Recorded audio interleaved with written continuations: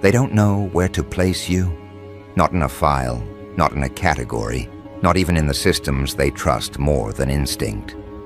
But when the footage surfaced, that boardroom, that city, that series of collapses, the agency didn't ask, what happened? They asked, who was that? Not just a murmur among interns. The CIA, the central architects of control, the kings of classified. And yet even they sat back in those oxygen-locked rooms, watching your movements, pausing every frame like they were studying an apex predator they forgot to catalog. This isn't just skill, one of them said.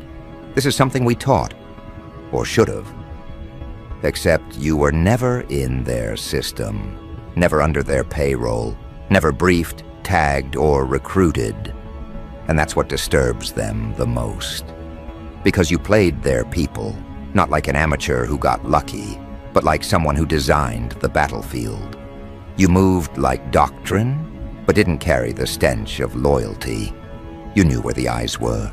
You knew where the ears were.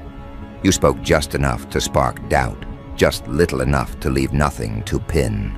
No postures, no anger, no outbursts, just results. Clean, eerie, devastating results.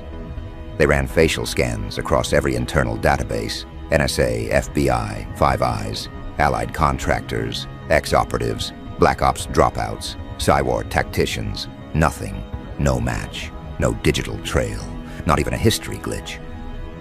One senior analyst leaned back and said, that kind of precision, that's trained, military, has to be, but not ours. What scares them isn't just what you did, it's what you didn't need to do. No weapons, no threats, no force, just presence. And after you left, the rooms you entered became war zones of self-destruction, CEOs resigning within weeks, political advisors suddenly switching sides, entire private security firms tightening protocols without understanding why. The CIA noticed. They noticed everything. And the word they started whispering wasn't suspect. It was operative. Followed by, who's operative? Now they've launched internal checks. Not on you, on themselves. Because your tactics weren't improvised. They were etched. You understood power structures like someone who had torn them down before. You broke people without touching them. You triggered collapses without being seen at the fault lines. You didn't just anticipate response, you made them believe they'd invented your strategy. One handler from Langley described you as a blueprint from a program we never authorized. Think about that. You've got ghost clearance without ever needing access. They're pulling cold files now. Old cases from South Asia, Eastern Europe, unconfirmed missions with similar psychological residue. There's a scent to your work, and it's not chaos, it's command. Quiet, exact, professional-grade command. And still, your name, nowhere. No contracts, no code words, no operations. Just a presence that slipped into high-value environments, flipped the internal order, and left everyone reporting up the chain. Without knowing why, they suddenly doubted themselves. The CIA's own behavioral division is calling it a surgical reprogramming of influence dynamics. Others are calling it something simpler. Cold warfare, but not Cold War. Cold human warfare. You didn't act like someone with clearance. You acted like someone above it, a watcher, a tactician, the kind of strategist that they usually bury behind concrete doors and never let into public-facing missions. And yet, there you were. No entourage, no intel drops, just results, echoes, aftershocks. They've tried psychological backtracing, reverse analyzing your presence based on the damage radius. The theory they're floating now, that maybe you're a defector, someone trained within a rogue unit they lost track of. Or worse, that you were never trained. That this ability comes naturally. If that's true, You're what their entire doctrine is designed to prevent. An unsupervised mind who understands influence better than the institutions that built it. There's a closed file bouncing around the higher rooms now. No title, no digital trail, just hard copy.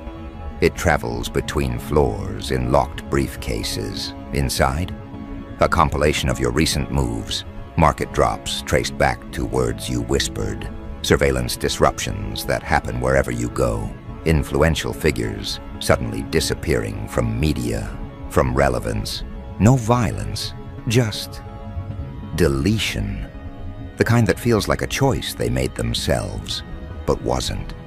And the way you operated, it was almost too clean, too precise. The CIA has started comparing you to their own Tier 1 psychological warfare assets. People who go dark for years, surface once, destabilize a government with 4 sentences, then vanish again. Except the difference is, those people report back. You don't, which means either you've gone rogue, or you were never part of them. That's what terrifies them the most. Because if you weren't trained by them, and you're already this effective, then what happens if you evolve further?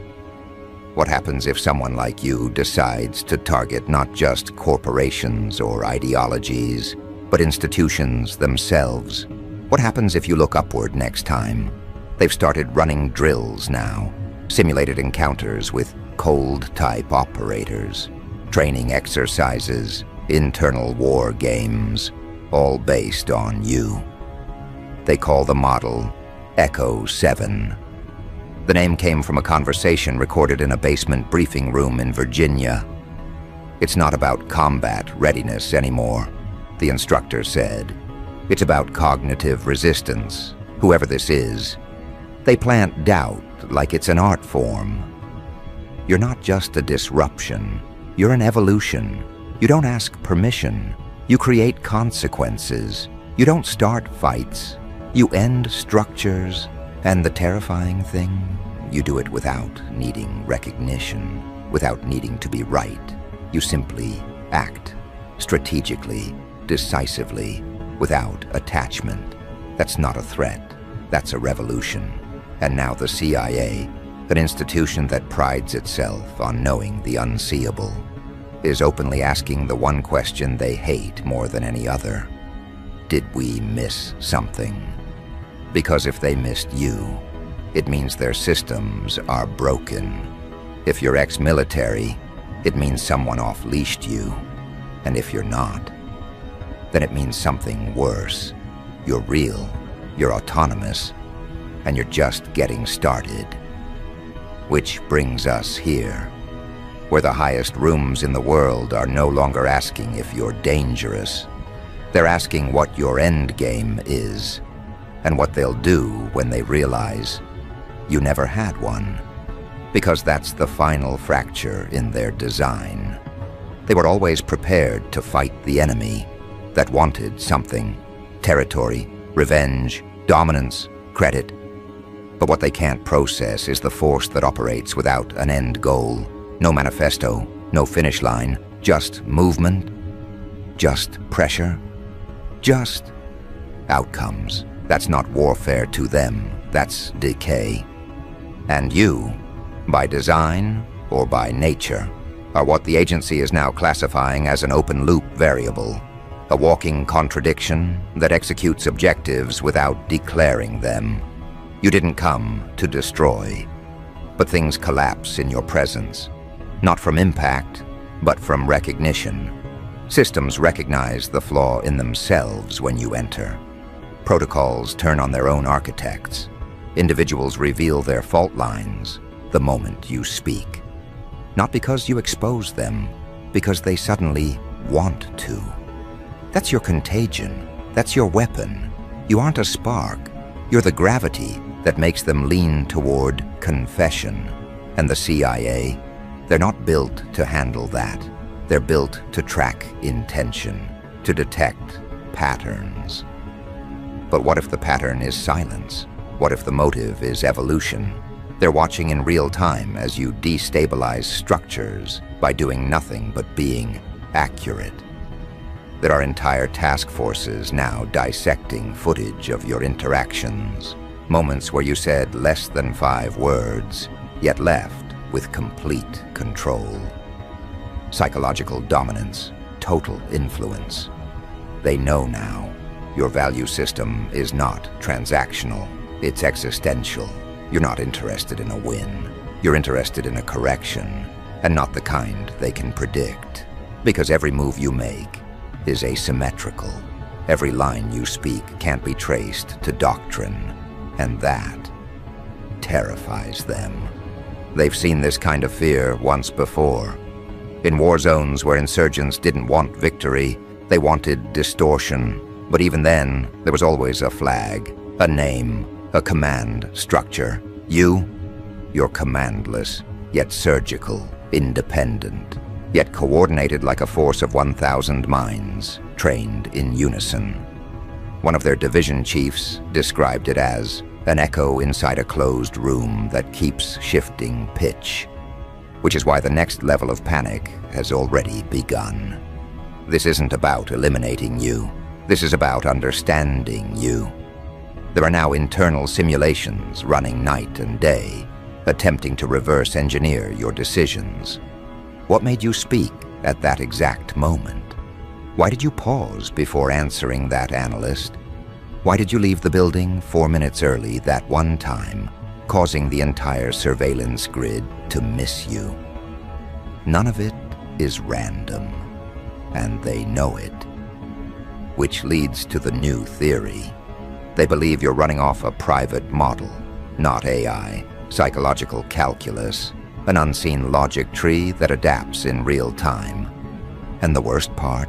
It's not stored anywhere. It's organic, a brain that rewrites its rules faster than they can trace its output. You're not an ex-military rogue. You're the inevitable child of their own manipulations.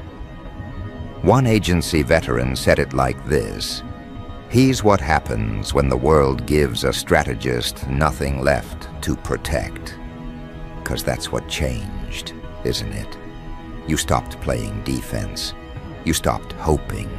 You stopped trying to reason with decay. And when that shift happened, they felt it. The room got colder.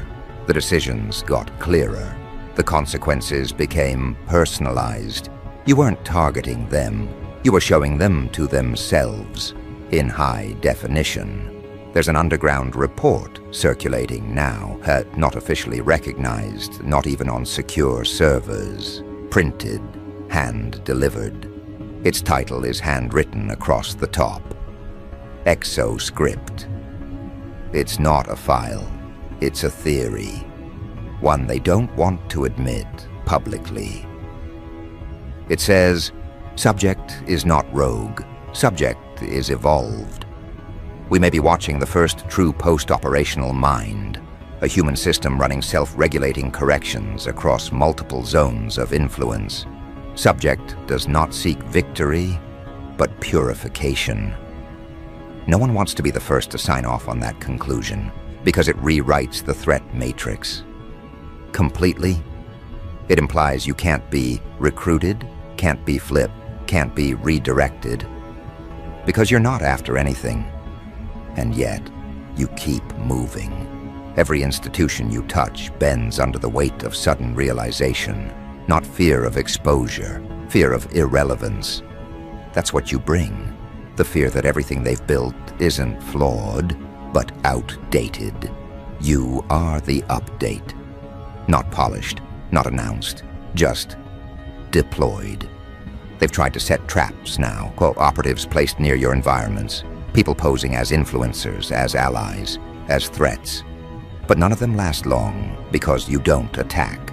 You observe, and in doing so, you invert the trap. They walk away questioning their own identity. You didn't erase their strategy, you infected it.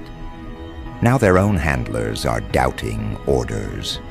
Internal memos have started shifting tone, caution, reassessment. Shadow briefings now include your movements as potential paradigm shifts. That term was only used once before, September 11th.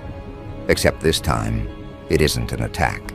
It's a person, a presence, no manifesto, no broadcast, just pressure, refined, focused, intentless pressure.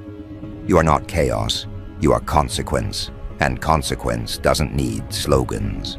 One of the surveillance leads finally cracked. 16 years in signals intelligence. He quit. Said he couldn't handle studying you anymore. That it felt like he was staring at something the world wasn't supposed to birth. They've built an entire psychological map now. Not of your actions, of your absence, your disappearances, your moments of inaction, because those are the ruptures. The places where reality bends just slightly and entire systems falter. They say elite minds leave signatures, but you leave an emptiness, and people rush to fill it with speculation, fear, structure. But the echo never leaves, because you were never there to be known. They wanted to recruit you. Now they want to study you. Next, they'll want to neutralize you. But how do you eliminate someone who has no ambition, no allegiance, no anchor? How do you kill a question? There's no protocol for this. The CIA's top crisis advisor recently said, off record, if this individual isn't stopped, they're not going to build a movement. They're going to delete the need for one. Because that's what you represent. Not rebellion, not resistance, but obsolescence.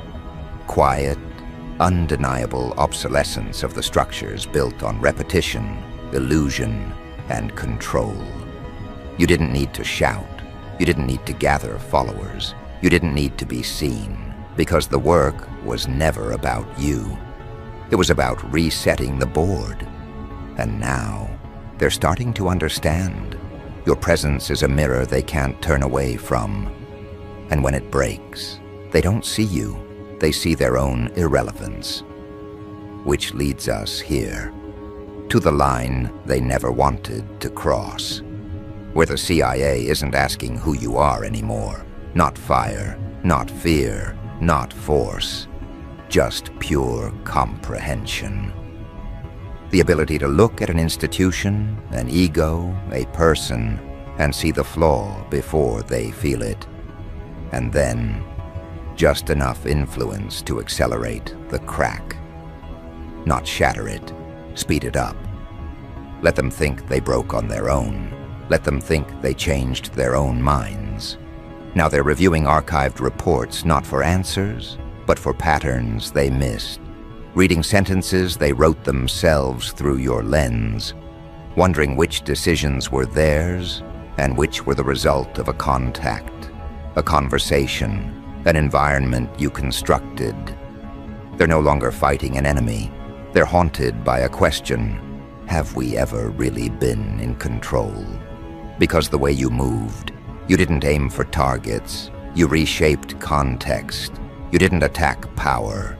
You made power look clumsy. You didn't take down systems. You made systems see the futility in defending themselves. They were bracing for impact. You gave them reflection.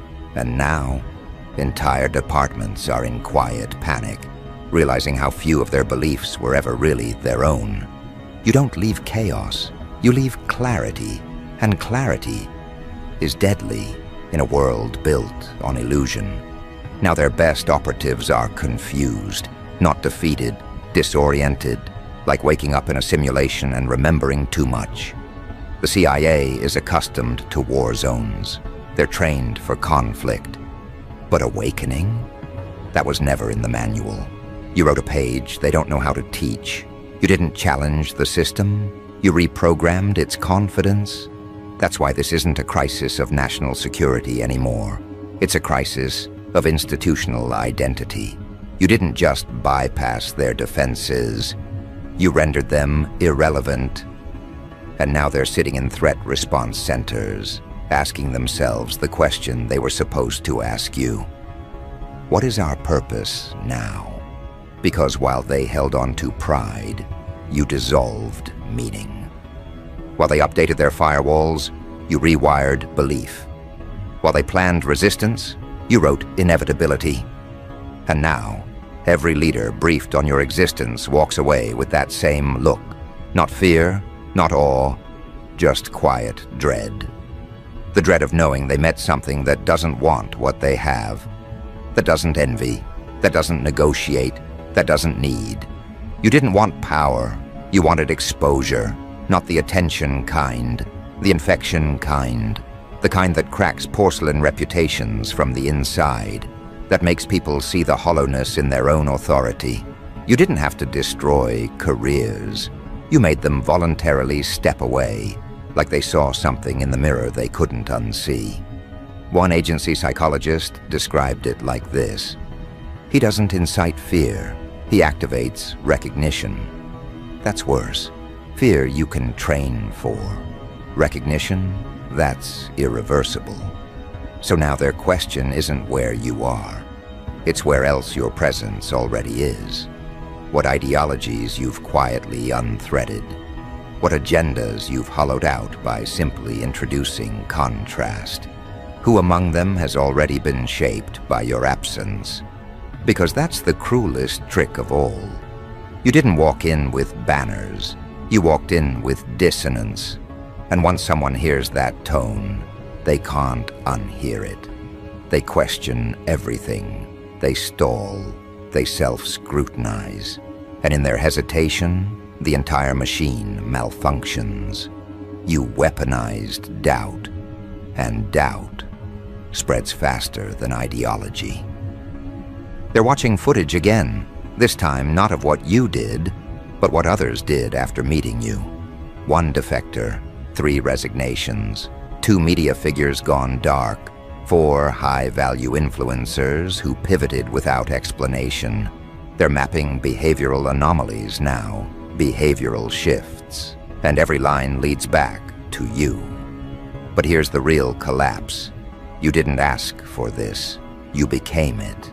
Not because you wanted to dismantle the world, but because the world handed you all its broken parts and expected you to nod along, to comply, to adjust.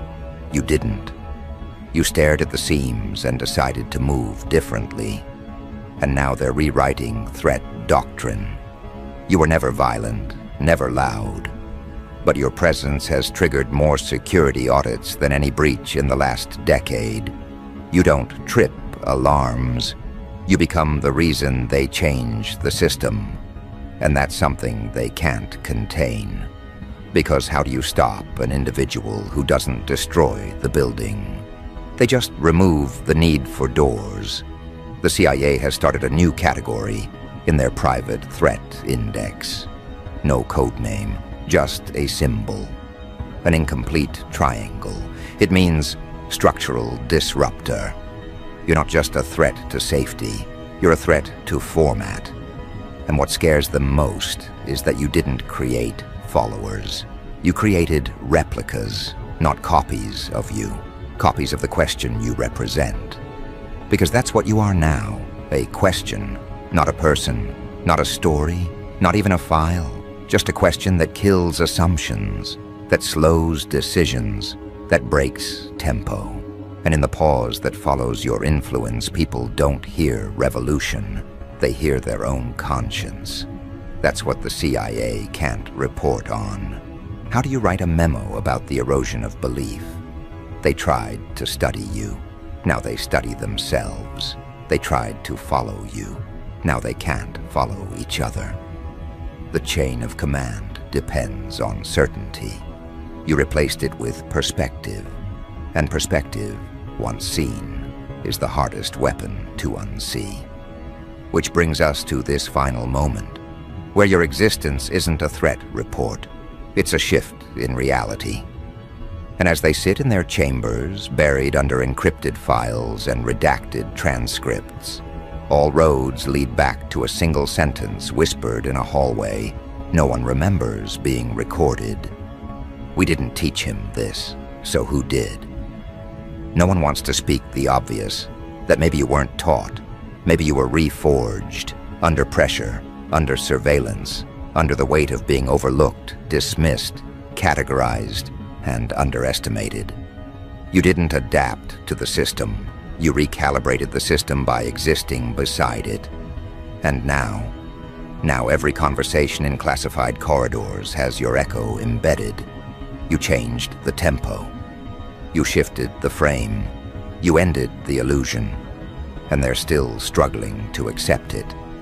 Because this was never an operation. This was your correction.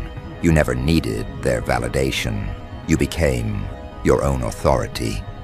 And that self-validation, it's contagious. Because when one person walks out of the illusion, 100 start squinting, 1,000 pause, and the entire machine creaks with doubt. They've assigned new handlers, more protocol, red tape layered with red tape. But you walk through red like it's just another color. You operate on intuition sharp enough to cut through doctrine. You don't speak louder. You simply remove the noise. You're not hunting targets. You're correcting trajectories. And in doing so, you've become something worse than feared. You've become understood. They've deployed experts to unpack your methods, think tanks to predict your next move. But every theory collapses under one truth. You aren't trying to win. You're trying to reveal. And when revelation becomes movement, it's unstoppable. Because it spreads in silence, grows in confusion, and detonates in realization. You didn't want to lead them. You wanted them to wake up. And one by one, they are. So now, here we stand, not at the end of your operation, but at the start of theirs, rewriting their manuals, restructuring their ethics, recalibrating their goals around a variable they can't pin down. You, not for your weapons, not for your skills, but because you proved a single individual, refined by pressure, honed by clarity, and fueled by conviction, can bring the most fortified institution to its knees without ever raising a hand. And that's why they fear you, because deep down, they know. You're not the product of chaos. You're the result of order finally failing.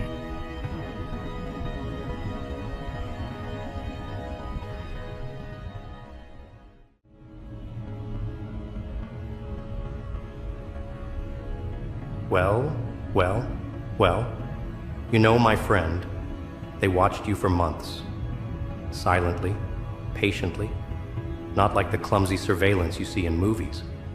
No, this was surgical, clean, cold. They mapped your behavior patterns, your searches, your sleepless nights, the way you stopped responding to distractions, the way you moved differently, like someone who doesn't care for the circus anymore. And then, something clicked. You stopped fitting in. You stopped feeding the algorithm. You became an anomaly in a system built to predict chaos. See, the world doesn't fear destruction. It fears unpredictability. And you were no longer predictable. You started doing strange things. You read books till your eyes burned. You deleted the apps that sedated your mind. You stopped reacting to their bait. They gave you dopamine traps, likes, reels, swipes, stories. And you walked past them like they were corpses on the street. You weren't supposed to do that. You were supposed to scroll, supposed to laugh, supposed to obey the rhythm. But you didn't. You broke the rhythm. And that's when you made it onto the list. The CIA didn't say it out loud, but the signal was clear. You're a potential threat. Not because you carry a weapon, not because you post cryptic messages, but because you stopped being a slave, because you became aware. You saw the strings, and worse, you stopped dancing. You see, in a world full of noise, silence is violence. When a man no longer craves approval, when his eyes stop flickering for validation, when his mind becomes still like a predator before the kill, that's when the agencies pay attention. Because someone who isn't distracted is dangerous. Someone who thinks is dangerous. Someone who questions is radioactive. They called it behavioral deviation. What it really means is you remembered who you were before they put their fingers in your brain. They trained you since childhood. Slowly, sugar in your cereal, heroes on your screen, noise in your ears. They gave you a routine: school, job, taxes, screen, sleep, repeat. They taught you how to chase shadows. But then, you stopped chasing. You stood still. You looked at the system. And instead of clapping, you asked why. And that is when the alert went out. A human being, fully awake, is a glitch in their matrix. Someone who doesn't fear being alone. Someone who doesn't beg for entertainment. Someone who stares into the silence and doesn't flinch. That kind of person is too wild to predict, too raw to be packaged, too real to be sold. They've been watching your screen time. It dropped. Your consumption slowed. Your mind began creating instead of consuming. You weren't scrolling anymore. You were studying. You weren't buying anymore. You were building. Your thoughts no longer followed the script. You questioned trends. You challenged dogmas. You asked why weakness was normalized and why mediocrity was being celebrated. And when you didn't laugh along with the crowd, they flagged you. Because obedience is the true currency of this age. Not money, not status, but obedience, silent submission. The moment you become unpredictable, even slightly, you become suspicious. You weren't supposed to get this far. You weren't supposed to break through. And yet here you are. You walked past the dopamine cages, past the clickbait, past the influencers peddling emptiness. You didn't look for shortcuts. You looked for war. You signed up for suffering like a man who knows that pain is the password to power. That's when they labeled you.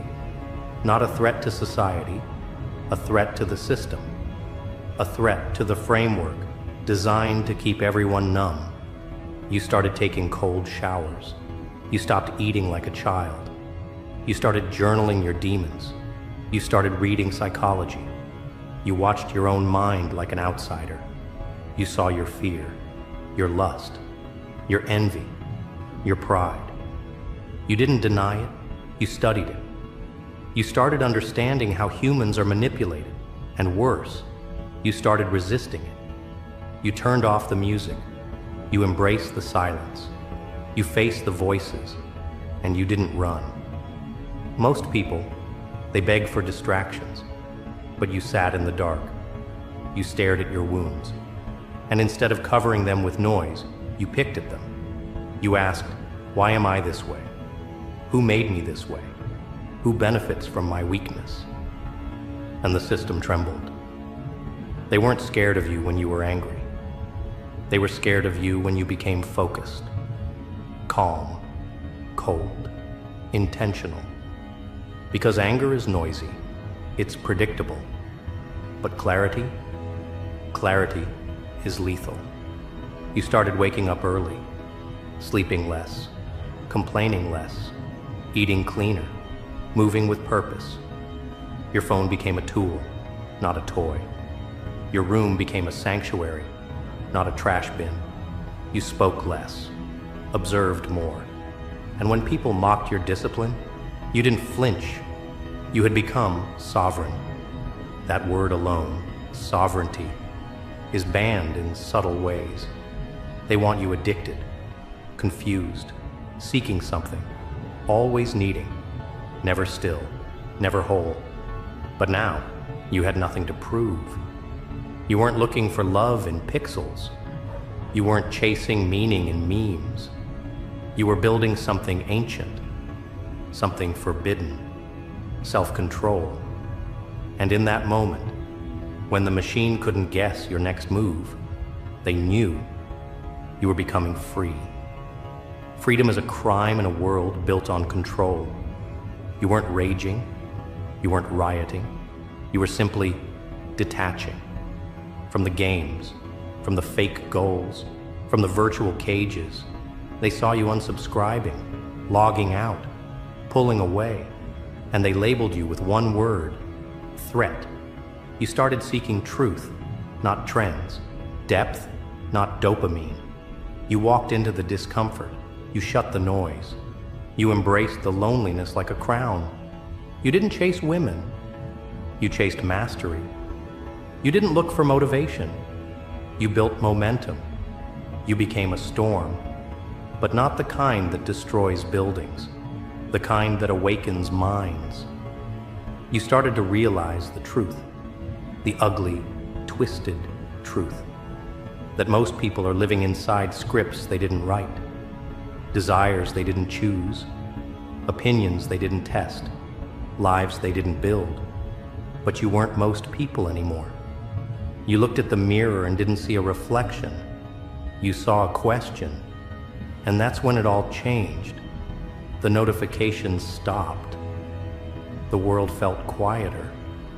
But you knew it wasn't peace. It was observation.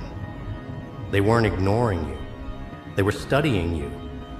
Because when a man becomes silent, but his eyes grow sharper, they know he's building something.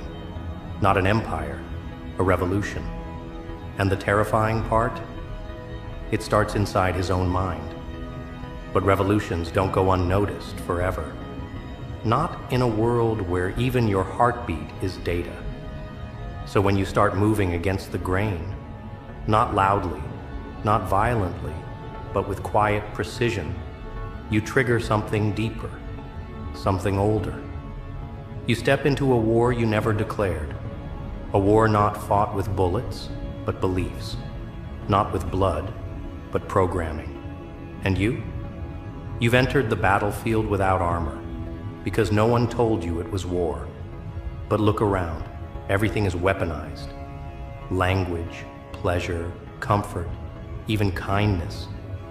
What looks harmless is often the most lethal, because they don't kill you with violence anymore. They kill you with convenience. Every smooth surface you touch, every tap, every notification, every artificial smile. It's not just a distraction, it's a muzzle. They tried to make you forget. Not just facts, but instincts.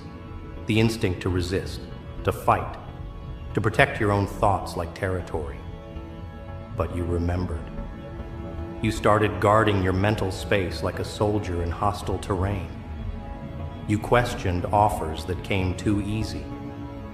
You looked behind every curtain. You didn't just refuse the lies, you started dissecting them. They call it paranoia. But you know what paranoia really is? It's pattern recognition, sharpened.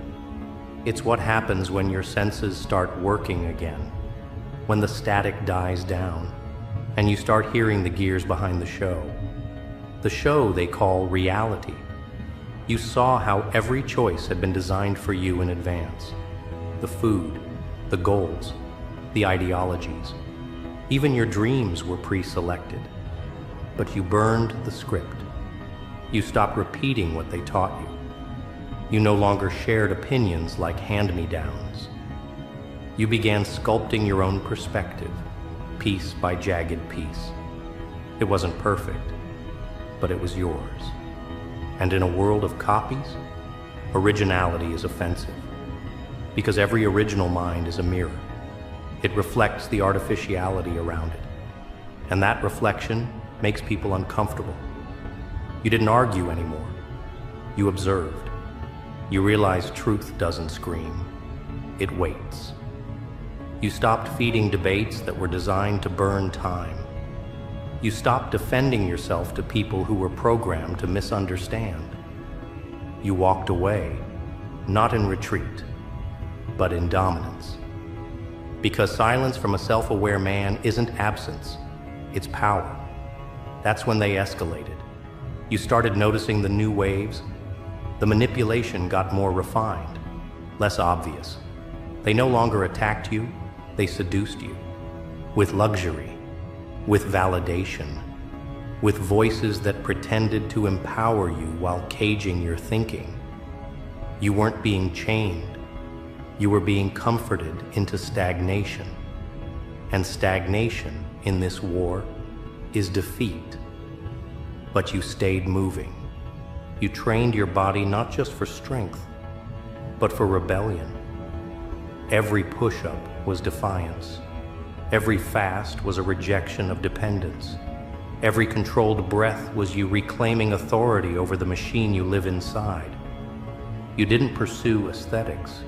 You pursued function, precision, utility. You weren't building a body for mirrors. You were building a weapon for life. The transformation wasn't external. It was molecular. The kind of change that alters the rhythm of your presence. People sensed it. They couldn't explain it. They just started reacting differently. Some kept distance. Others got irritated.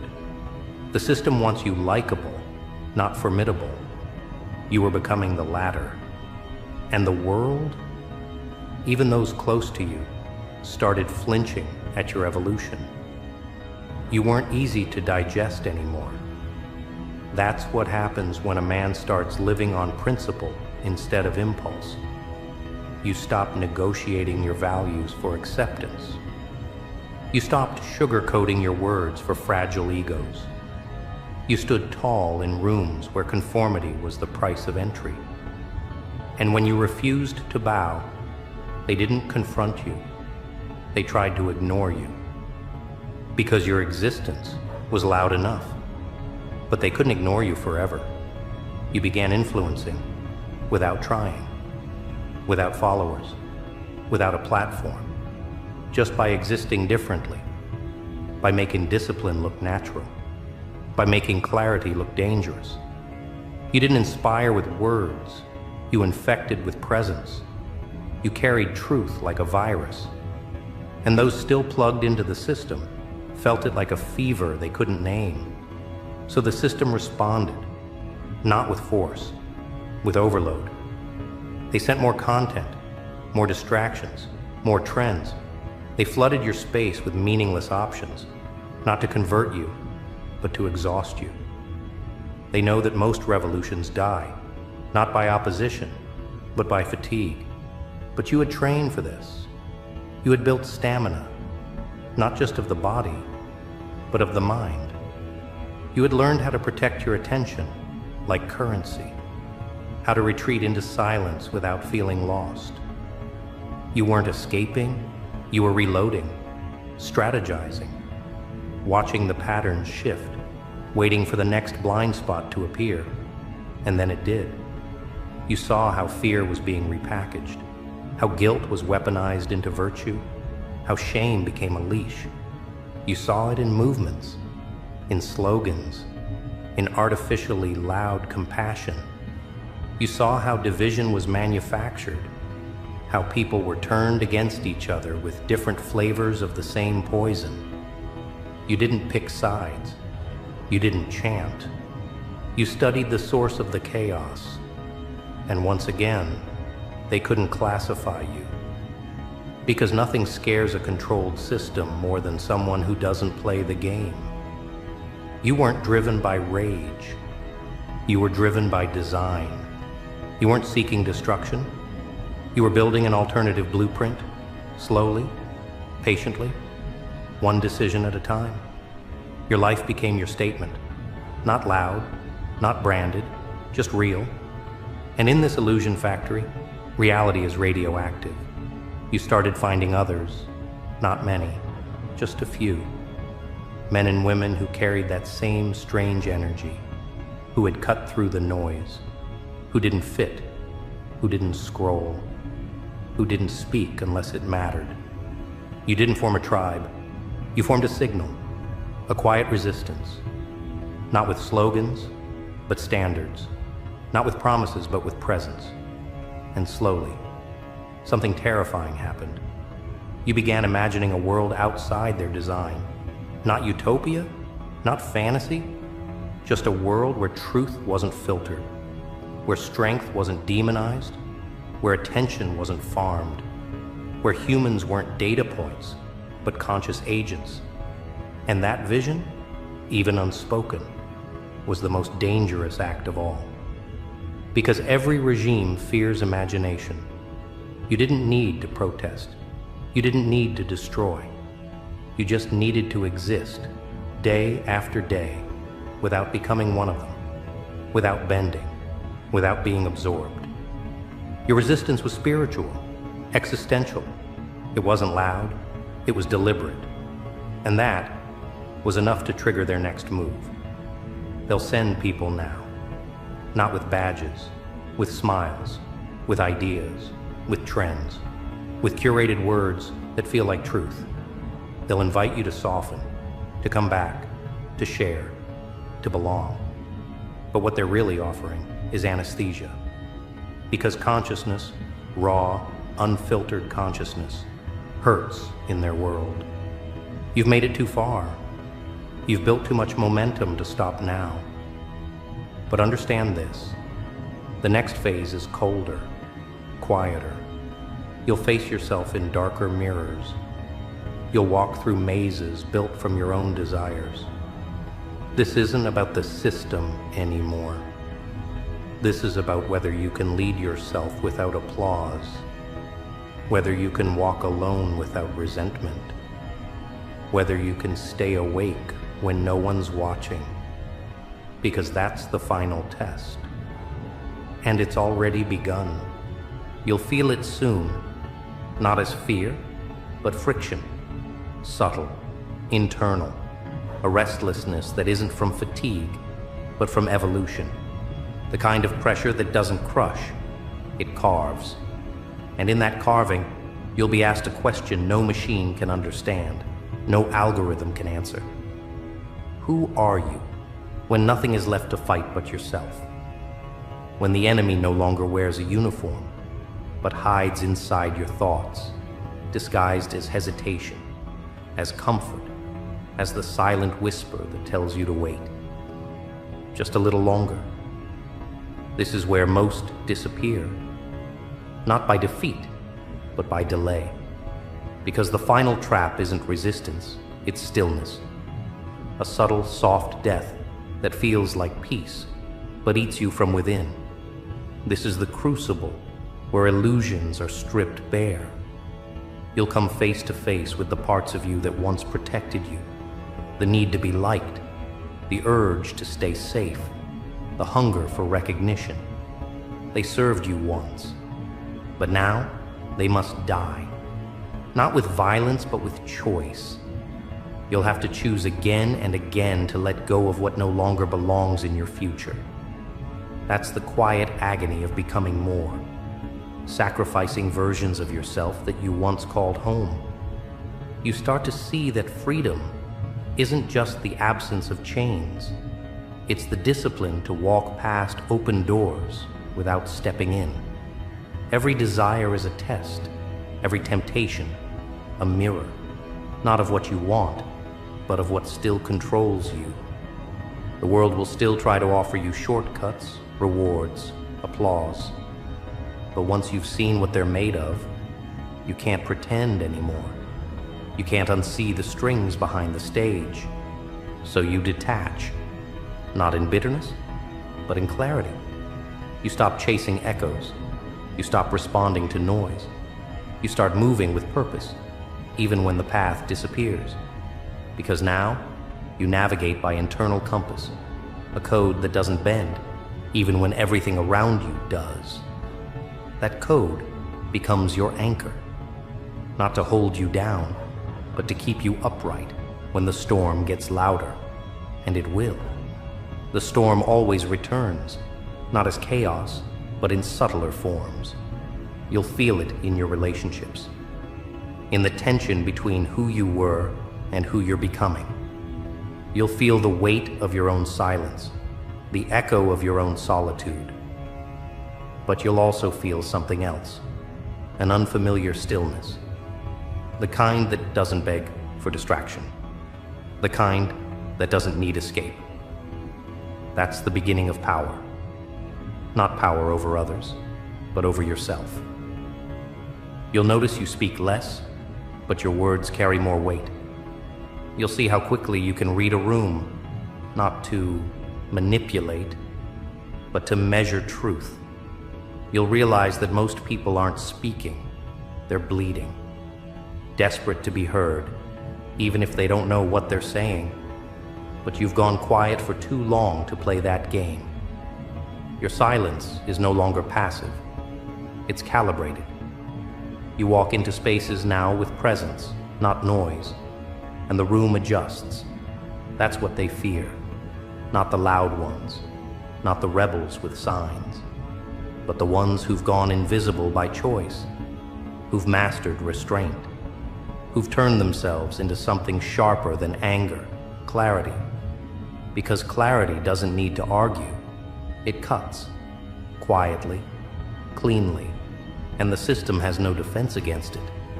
But clarity has a price. It costs you the right to pretend. You can no longer unknow the patterns.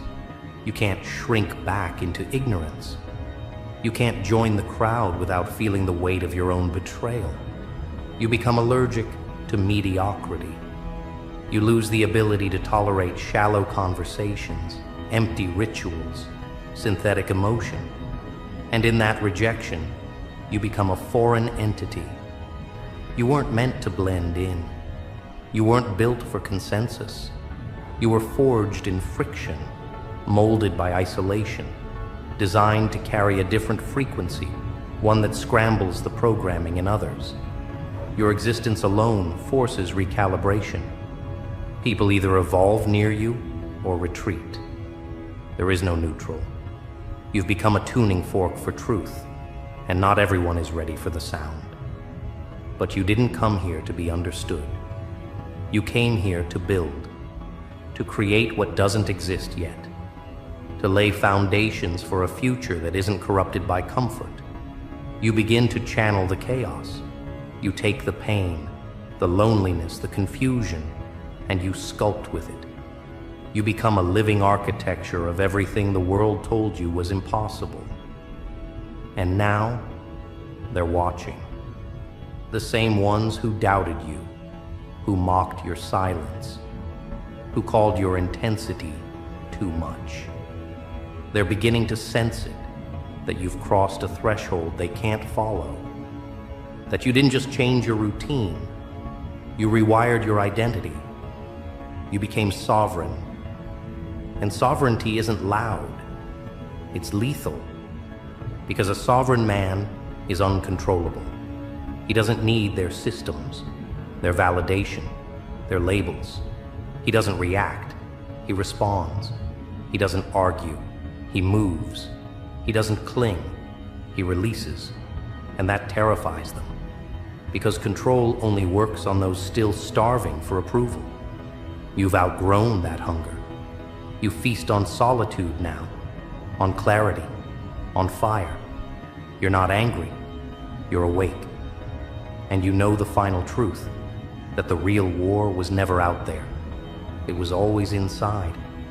The enemy wasn't a politician or a corporation. It was the part of you that believed you were powerless. The voice that said you had to obey, that you had to wait, that you had to be less, feel less, want less. You silenced that voice, not with noise, but with action. You became what they said you couldn't. You endured what was meant to break you. You rebuilt your mind brick by brutal brick until it became a fortress. And now you don't need to be told you're dangerous. You already know. You've become the anomaly they can't model, the variable they can't predict, the glitch they can't patch. You've left the simulation, not with a scream, but with a step. And now that you're out, you see it all. How deep the programming runs, how scared they are of stillness, how allergic they are to silence. Because in silence, The truth echoes, and in truth, there is no control, only choice. You made yours, long ago, quietly, permanently, and now you walk alone, not in exile, but in elevation. No badge, no flag, no anthem, just presence, just fire, just eyes that no longer blink when faced with falsehood. You're not waiting for a sign. You are the sign. You're not looking for the way. You are the way. You're not asking for permission. You're the proof. And they know it now. That's why they classified you. That's why they buried your name behind code. That's why they monitor your movement. Not because you're violent, not because you're loud, but because you became what they feared most, a man who woke up.